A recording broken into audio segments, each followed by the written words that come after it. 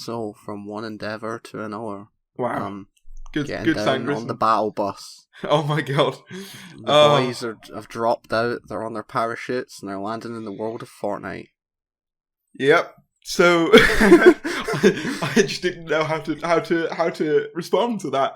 Excellent transition. Yes. So you made a video on this when it was first announced. Yeah.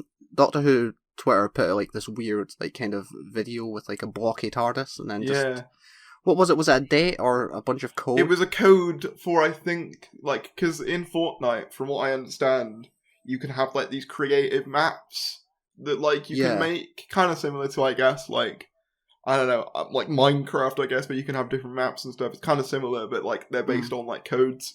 So I think that's how it worked. Was you had to put in a code to access particular worlds. Yeah, and you had to like put in a code to access.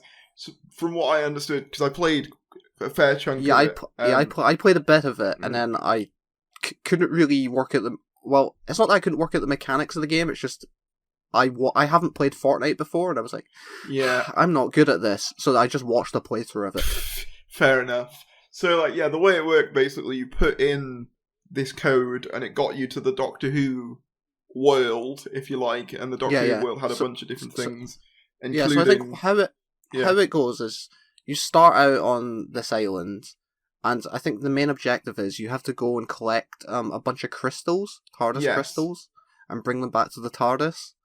And then from there you have like 3 like other sort of optional worlds. You've got like the Kerblam warehouse, Gallifrey, and a Doctor Who museum, and the Pting level as well.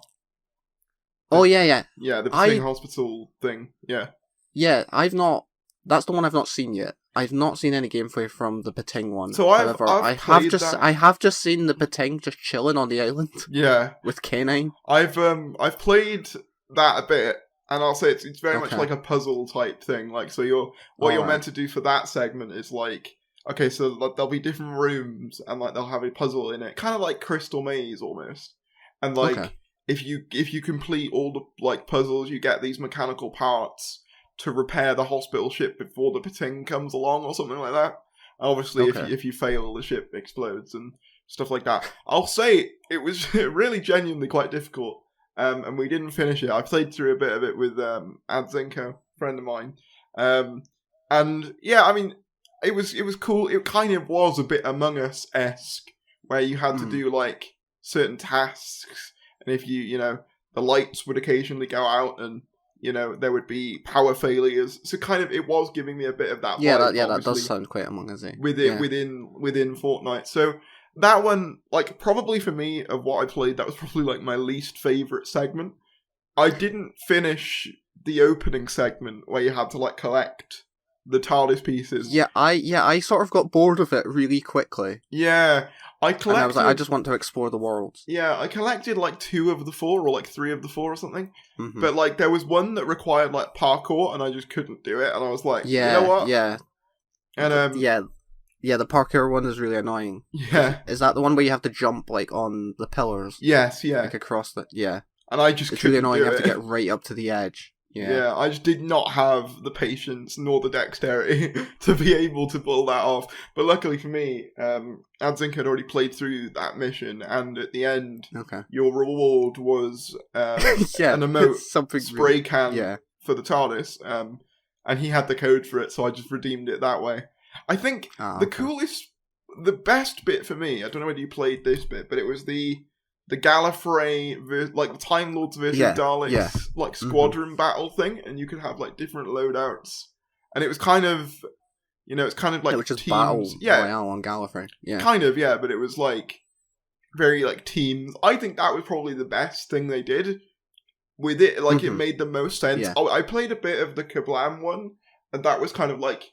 I think that was similar. Just in well, that one was more like setting. You had to like build stuff to hide, around the map, and then like slowly off people. Whereas I think I feel like that's always been a Fortnite thing. So oh yeah, that has. But I'm saying with the Gallifrey, the Time Lord Dalek one, it was very much like a more stereotypical shoot as many enemies as you can to win. Whereas like the other one had more of the building mechanics involved. Okay. I'd still say though, like for me the most fun I had was the Time War like segment. Yeah, I will agree that one was probably the best thing about it. This game, this whole Doctor Who Fortnite thing, it feels like a very early draft. It does. There's a lot of problems with it, particularly in the museum. Every single exhibit, I swear, there's a typo in almost every little card. Oh, there were so many typos. It's awful. I think I counted 12, 13 or something. Canine is credited as K19. It's just little things here and there. It's I didn't even notice that. Not been proofread. Yeah, there were so many. It's if I can get up a few examples, then I will. Yeah. Send them to me if I can put them on screen. But I didn't notice. Maybe I just can't read. But I didn't notice that. I'll say I think there's definitely more they could have done with the museum segment. Some of it was quite cool, but then I was also kind of it was quite obscure at the same time, because you'd have stuff that's okay, Canine and Sunshine, whatever, that's cool, and then you just have here is some Time Lord victorious Daleks, and you're okay.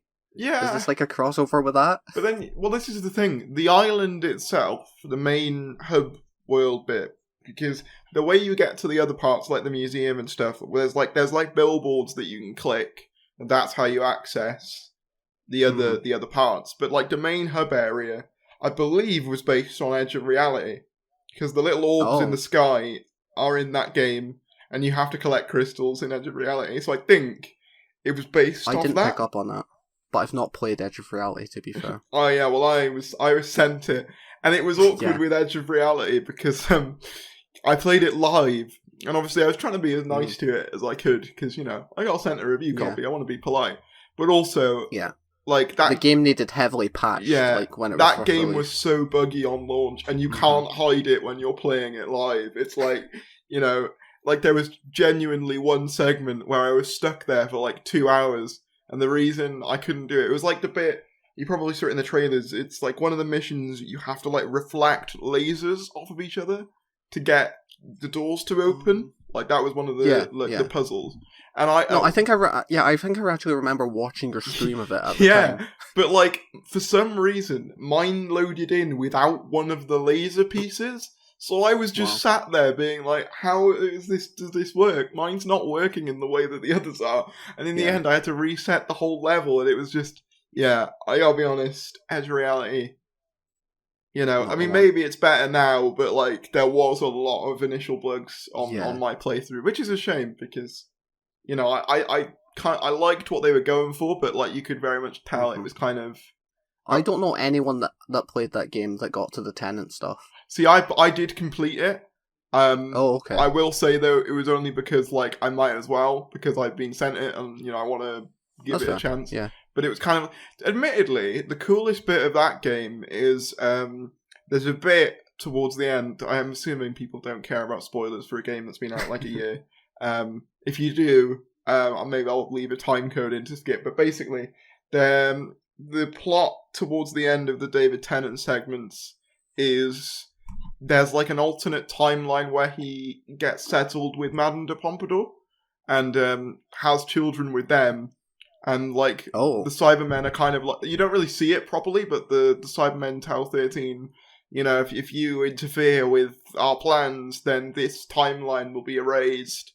And you get this kind of almost the vibe I got was kind of an Assassin's Creed style thing where you're exploring this kind of broken de Pompadour house with all of these platforms in the sky, and whilst you're doing that, the Doctor is, it's either the Doctor narrating it or it's Madame de Pompadour basically narrating the Doctor's adventures and about how he settled down and stuff, and that's quite cool. It's quite nice. That actually sounds quite cool. It was that was probably the highlight. That and the Weeping Angel level, obviously, were the two. Mm-hmm. Yeah, I've seen that stuff. The two best parts of that game. And I do genuinely hope that we get more Doctor Who game stuff, because I do still think there's a lot that can be done with it. Doctor Who is one of the best franchises to be reworked as a game. Exactly. Because it has infinite possibilities. You can do anything with it. You can go anywhere with it. Yeah, exactly. It just makes sense. It makes perfect sense, and it would be kind of refreshing in a sense, because so many games now, they kind of, I mean, obviously I'm generalizing, but a lot of them devolve into shoot this thing, kind of, or like, shoot this team to win. Whereas like if you were playing as the Doctor, or I guess your own form of like Time Lord character, probably wouldn't be as easy as that, most largely. So I think that would be quite interesting. But yeah, maybe one day we'll get a proper big budget Doctor Who game if Doctor Who becomes a big cultural touchstone again. We'll have to wait and see on that. So something else that spawned from this whole Doctor Who and Fortnite was obviously in the museum. There's a place with a question mark. Yes. And everyone thought that they were going to leak the 14th Doctor in Fortnite. Yeah. Well, here's the thing about that, right? Like, this is what's interesting about that to me. Apparently, I don't know, this might become out of date once this podcast, a couple of days after this podcast comes out. Apparently, the Fortnite event is meant to end on the 24th. Like, that's when it's meant. Yeah, I heard that, which is odd that it's only running for a week. That is odd, but if that is the case, I stand by what I said on Twitter the other day. Like, why would they leave a spot for 14 there? Yeah, well, no, I don't think it's well, it wouldn't make sense for it to be 14 anyway, because they've cherry-picked the costumes that are there. It's not like it's a lineup of 13 actors. It's like, I think you've got both Bakers there, you've got Tenant, maybe 13, and then there's a question mark one, yeah. But what else could that signify though, if not? Yeah, well, I don't think it would be 14 if this is only lasting a week, and also, it could just be a new skin or whatever. I don't even know if they've introduced Doctor Who skins into the game itself. I don't think they have. I don't think they plan to either, which I think is a missed opportunity. I know, I guess that would take more licensing and stuff, but I don't know. They've already. That's what I don't get with this whole thing. It's I feel like Doctor Who, as a franchise, probably deserved better, especially regarding Fortnite, because Fortnite is a thing that kind of, they have everyone. Yeah. People that were B-list actors, just random people, company logos, They've somehow tied it into Fortnite.